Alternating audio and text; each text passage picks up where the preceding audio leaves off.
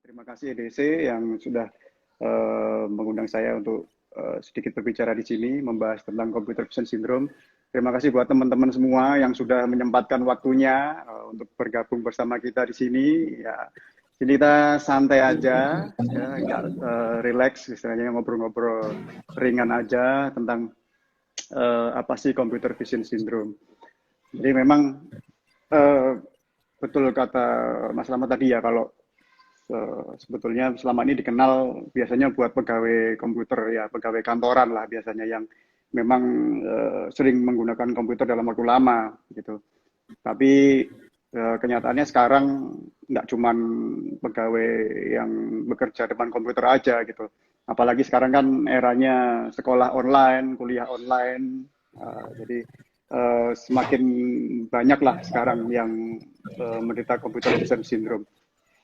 Ya, sedikit kita bahas intinya apa itu computer vision syndrome. Jadi memang yang namanya sindrom itu adalah suatu kumpulan dari gejala. Ya, di sini gejala yang sering ditemuin adalah mata kabur, sering pusing, kemudian kadang-kadang disertai dengan penglihatan yang ganda atau penglihatan double.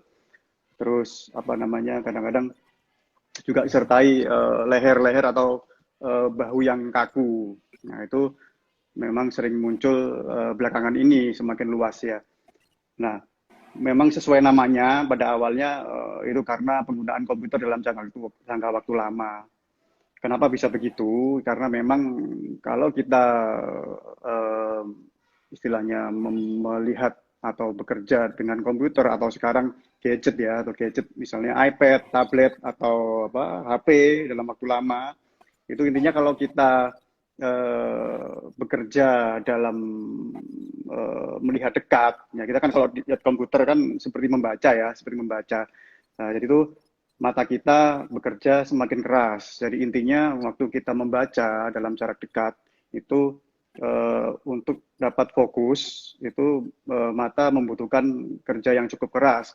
Jadi kita bisa melihat atau kita bisa melihat dengan fokus itu menggunakan otot-otot mata ya, mungkin nggak kelihatan ya, beda sama kalau otot-otot yang lain ya, otot mata. Jadi kayak itu sama seperti kayak kita olahraga, misalnya kita angkat barbel atau angkat besi ya, itu kalau kita terus-terusan melatih otot yang sama setiap saat dan jangka waktu lama, pasti kita juga akan kerasa ototnya sakit seperti itu ya, otot sakit, terasa lelah, seperti itu. Itu sama dengan di mata. Jadi waktu kita melihat dekat itu otot-otot mata kita bekerja dengan sangat keras, apalagi dalam jangka waktu lama, sehingga akan menimbulkan keluhan-keluhan seperti itu tadi, seperti nyeri atau mungkin terasa lelah gitu, akan muncul. Dan tanpa sadar biasanya kita kalau asik membaca nih, misalnya nonton YouTube, atau mungkin belajar online ya, misalnya kuliah online pakai Zoom atau pakai apa namanya ya, mungkin sering nonton IG live juga. Jadi tanpa sadar kalau materinya sangat menarik, biasanya kita tanpa sadar lupa untuk kedip. Nah, gitu. Atau mungkin nonton film, biasanya kan kalau kita nonton film ya lama 2 jam nggak kerasa, itu kita lupa untuk kedip karena saking seriusnya.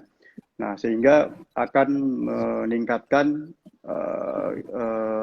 keluhan seperti seperti matanya perih atau pedih gitu ya, capek, itu karena memang waktu kita berkedip itu sebetulnya kita tanpa sadar memproduksi air mata. Nah, dengan menurunnya frekuensi berkedip, otomatis produksi air mata kita berkurang, terus ditambah dengan eh, sering terbukanya mata. Jadi kalau kita nggak kedip kan matanya lebih melotot mungkin ya, lebih kebuka gitu, lebih kebuka, sehingga air mata lebih sering menguap, lebih gampang menguap. Apalagi kalau kita misalnya kerja di ruangan ber-AC atau kena kipas angin, nah itu akan makin kering matanya, sehingga menimbulkan sensasi-sensasi perasaan yang seperti tadi, seperti perih atau ganjel, dan terasa mata yang lelah. Atau kalau sudah ekstrim, kadang-kadang saking capeknya matanya bisa ngelihat double ya, jadi bisa melihat penglihatan ganda. Nah, kemudian posisi duduk yang kurang bagus juga nih. Kenapa tadi kok sampai ada keluhan pegel-pegel di leher atau di pundak ya? Kadang-kadang kita waktu posisi duduknya kurang bagus. Jadi memang eh, pada dasarnya harusnya kita jarak antara komputer atau layar lah, layar dengan mata itu cukup jauh, sekitar 40 cm atau 50 cm. Nah, kadang-kadang kalau misalnya layarnya kecil, mungkin ini HP ya, HP biasanya kita kan biar lebih jelas kita lihatnya lebih dekat ya. Nah, itu yang juga nggak bagus. Terus kalau kita komputer, misalnya kita komputernya terlalu tinggi, jadi kadang-kadang layar komputer kita terlalu tinggi, itu juga bikin capek juga karena kita posisinya posisi leher ini kurang rileks sehingga jadi lebih gampang capek. Jadi kalau posisi yang bagus sebetulnya layar komputer agak sedikit di bawah penglihatan kita sekitar 20 derajat. Jadi sebetulnya agak nunduk ya, gampangnya agak nunduk itu posisinya yang bagus seperti itu supaya kita nggak gampang lelah. Kemudian untuk gimana sih supaya uh, itu tadi supaya keluhan-keluhan itu tadi nggak muncul. Jadi memang yang pasti otomatis adalah jangan lupa sering berkedip. Nah itu yang paling gampang ya. Jadi uh, supaya kita nggak gampang perih, ya paling gampang lebih sering berkedip.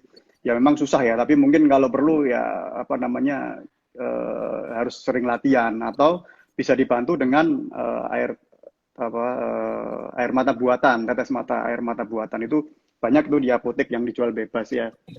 Mungkin kita nggak bisa sebut merek di sini ya, pokoknya yang penting air mata buatan, di mana kalau perlu disiapin di tempat kerja kita. Jadi kalau perlu taruh di samping komputer. Jadi kalau misalnya udah kerasa matanya capek, perih, tinggal tetes saja satu tetes masing-masing mata. Semakin lama kita depan komputer, ya semakin sering frekuensi penetesannya seperti itu.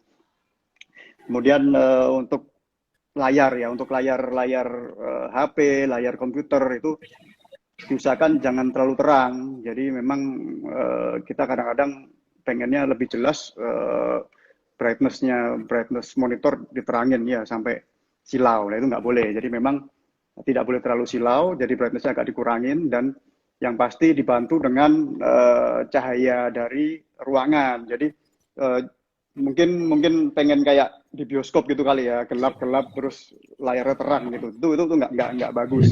Jadi memang kita harus atur kecerahan dari layar gadget kita diimbangi dengan cahaya dari ruangan sekitar supaya tidak terlalu kontras karena kalau terlalu kontras penglihatannya otomatis mata juga lebih gampang capek seperti itu. Dan kadang-kadang juga tanpa sadar kita punya ada yang kelupaan tadi. Kadang-kadang kita punya kelainan refraksi atau punya mata minus yang tidak pernah diperiksakan. Jadi kadang-kadang kita ternyata ada kelainan min, cuman selama ini nggak pernah ngecek, jadi nggak tahu. Nah itu juga akan memperparah keluhan tersebut gitu, karena mata kita akan bekerja lebih keras lagi pastinya ya. Jadi jangan lupa kalau memang sudah mulai muncul keluhan-keluhan seperti yang saya sebutkan tadi, ya sebaiknya diperiksakan juga ke dokter mata gitu.